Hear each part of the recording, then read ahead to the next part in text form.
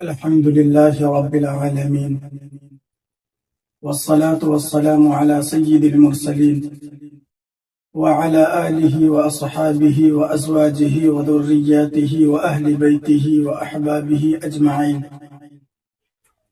أما بعد میرے محترم سامعین و ناظرین، آج کی چوتھی نشست قرآن و حدیث کی روشنی میں صرف 5 منٹ کا مدرسہ مولانا محمد صابر ندوی آفیشیل پہ آپ کا خیر مقدم ہے۔ بسم اللہ الرحمن الرحیم۔ اسلامی تاریخ، جیسا کہ میں نے تیسری نشست میں کہا تھا کہ اللہ تبارک و تعالی نے بے شمار مخلوقات پیدا فرمائے ہیں جن کی تعداد تقریباً 18,000 ہے، جن میں سے ایک مخلوق فرشتے کا ذکر آیا تھا۔ آج دوسری مخلوق جنات کا ذکر آ رہا ہے کہ اللہ تبارک و تعالی نے جنات کو کس چیز سے پیدا فرمایا، جبکہ اللہ نے فرشتوں کو نور سے پیدا فرمایا تھا، اور آج جنات کی پیدائش پہ بات ہوگی کہ اللہ نے جنات کو کس چیز سے پیدا فرمایا۔ قرآن و حدیث میں جنوں کا تذکرہ کثرت سے آیا ہے۔ انسانوں سے پہلے ہی ان کی پیدائش ہو چکی تھی۔ اللہ تعالیٰ نے ان کو آگ سے پیدا فرمایا ہے۔ ایک طویل زمانے تک وہ زمین میں آباد رہے، پھر انہوں نے فساد مچایا، خون بہانا شروع کیا، تو اللہ تعالیٰ نے فرشتوں کے ذریعے انہیں سمندر کے جزیروں اور دور دراز پہاڑوں کی طرف بھگا دیا۔ ابلیس بھی جنات میں سے تھا، لیکن کثرت عبادت کی وجہ سے فرشتوں کا سردار بنا دیا گیا تھا۔ لیکن جب اللہ تعالیٰ نے حضرت آدم علیہ السلام کے سامنے سجدہ کرنے کا حکم دیا تو اس نے تکبر کیا اور سجدہ کرنے سے انکار کر دیا۔ چنانچہ اللہ تعالیٰ نے دھتکار کر اس کو دنیا میں بھیج دیا اور اسے تمام نعمتیں چھین لی۔ اس طرح تکبر نے اسے ہمیشہ کے لیے ذلیل و رسوا کر دیا۔ حضور صلی اللہ علیہ وسلم اس دنیا میں انسان و جنات دونوں کی ہدایت اور رہنمائی کے لیے بھیجے گئے تھے۔ چنانچہ احادیث میں جنوں کو اسلام کی دعوت دینے کا ذکر موجود ہے، اور قرآن کریم میں جنات کی ایک جماعت کے ایمان لانے کا بھی تذکرہ حضور صلی اللہ علیہ وسلم کے بے شمار معجزات ہیں، جن میں سے ایک معجزہ آپ صلی اللہ علیہ وسلم کے سینے کو چاک کرنا بھی ہے۔ حضرت انس رضی اللہ تعالی عنہ فرماتے ہیں کہ بچپن میں رسول اللہ صلی اللہ علیہ وسلم بچوں کے ساتھ کھیل رہے تھے، اتنے میں حضرت جبریل علیہ السلام آئے اور آپ صلی اللہ علیہ وسلم کو پکڑ کر زمین پر لٹا دیا۔ پھر آپ صلی اللہ علیہ وسلم کے سینے کو چاک کر کے دل نکالا، اور پھر دل میں سے خون کا ایک لوتھڑا نکالا اور فرمایا یہ شیطان کا حصہ ہے۔ پھر دل کو سونے کی تشتری میں رکھ کر زمزم کے پانی سے دھویا اور پھر دل کو بند کر کے اس کی جگہ واپس رکھ دیا۔ حضرت انس رضی اللہ تعالی عنہ فرماتے ہیں کہ میں آپ صلی اللہ علیہ وسلم کے سینے پر ان ٹانکوں کا اثر بھی دیکھتا تھا۔ نماز کا چھوڑنا بہت بڑا گناہ ہے۔ احادیث میں اس کی بڑی وعیدیں آئی ہیں، جیسا کہ حضور صلی اللہ علیہ وسلم نے ارشاد فرمایا کہ من ترک الصلاۃ متعمدا فقد کفر، جس نے جان بوجھ کر نماز چھوڑا گویا کہ اس نے کفر والا عمل کیا۔ اسی طرح دوسری جگہ آپ صلی اللہ علیہ وسلم نے ارشاد فرمایا کہ الصلاۃ بین العبد وبین الکفر، نماز جو ہے مومن اور کافر کے درمیان فرق بتلاتی ہے۔ تو رسول اللہ صلی اللہ علیہ وسلم نے فرمایا کہ نماز کا چھوڑنا آدمی کو کفر سے ملا دیتا ہے۔ ایک دوسری حدیث میں آپ صلی اللہ علیہ وسلم نے فرمایا کہ ایمان اور کفر کے درمیان نماز چھوڑنے کا فرق ہے۔ اپنی ہدایت کے لیے دعا کرتے رہیں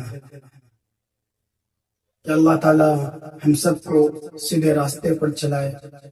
اللہ تعالیٰ سے ہدایت طلب کرنے کے لیے ان الفاظ میں دعا کرنی چاہیے اہدنا الصراط المستقیم کہ اللہ ہمیں سیدھے راستے کی ہدایت فرمائے۔ نماز کے بعد کچھ تسبیحات ہیں جس کے فرمانے پر حضور پاک صلی اللہ علیہ وسلم نے فرمایا کہ اگر کوئی شخص ہر نماز کے بعد ان تسبیحات کو پڑھتا ہے تو اللہ تعالیٰ اس کے اگلے پچھلے سارے گناہوں کو معاف فرما دیں گے، گرچہ وہ گناہ سمندر کے جھاگ کے برابر کیوں نہ ہو۔ تو رسول اللہ صلی اللہ علیہ وسلم نے فرمایا کہ جو شخص ہر نماز کے بعد 33 مرتبہ سبحان اللہ، 33 مرتبہ الحمدللہ، 33 مرتبہ اللہ اکبر، یہ 99 مرتبہ ہوئے، اور لا الہ الا اللہ وحدہ لا شریک لہ لہ الملک ولہ الحمد وہو علی کل شیء قدیر، یہ مل کر 100 ہوئے پڑھے گا، اس کے گناہ معاف ہو جائیں گے خواہ سمندر کے جھاگ کے برابر۔ اسلام کے علاوہ کوئی دین اللہ کو محبوب نہیں۔ اس کا ذکر قرآن میں بھی آتا ہے، ان الدین عند اللہ الاسلام۔ قرآن میں اللہ تعالیٰ فرماتا ہے کہ جو شخص اسلام کے علاوہ کسی دوسرے دین کو پسند کرے گا تو اس کا وہ دین ہرگز قبول نہ کیا جائے گا اور وہ آخرت میں نقصان اٹھانے والوں میں شامل ہوگا۔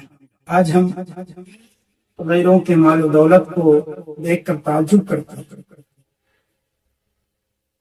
اور اپنے اندر حرص پیدا ہوتا ہے، جبکہ حضور صلی اللہ علیہ وسلم نے فرمایا کہ الدنیا سجن المؤمن و جنت الکافر، دنیا مومنین کے لیے قید خانہ ہے اور کافروں کے لیے جنت ہے، اور جبکہ دنیا کی حیثیت اللہ کے نزدیک ایک مچھر کے پر کے برابر بھی نہیں۔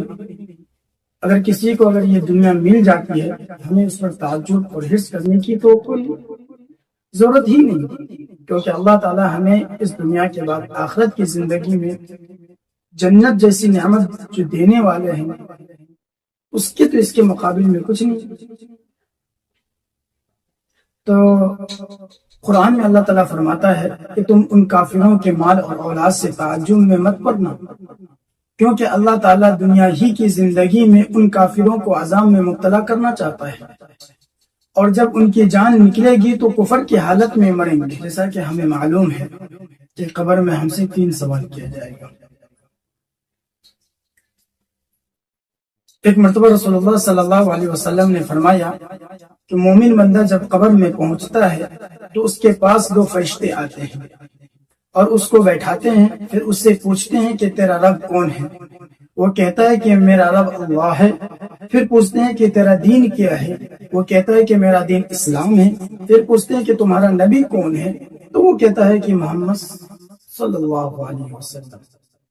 اللہ تعالیٰ نے بے شمار چیزوں میں شفا رکھا، ان میں سے ایک خجور ہے، جس کے بارے میں رسول اللہ صلی اللہ علیہ وسلم فرماتے ہیں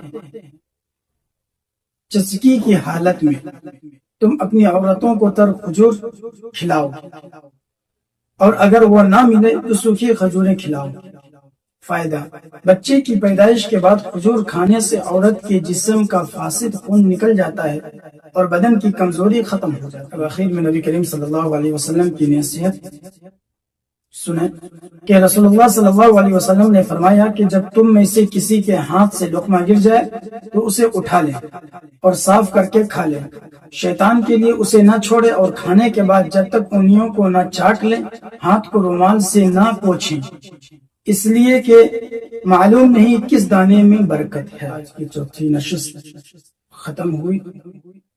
آخر میں پھر آپ تمامی معزز سامعین و ناظرین سے ادباً گزارش ہے کہ مولانا محمد صابر ندوی آفیشیل کو لائک اینڈ سبسکرائب کریں۔ اللہ تعالیٰ کہنے سننے سے زیادہ عمل کرنے کی توفیق عطا فرمائے۔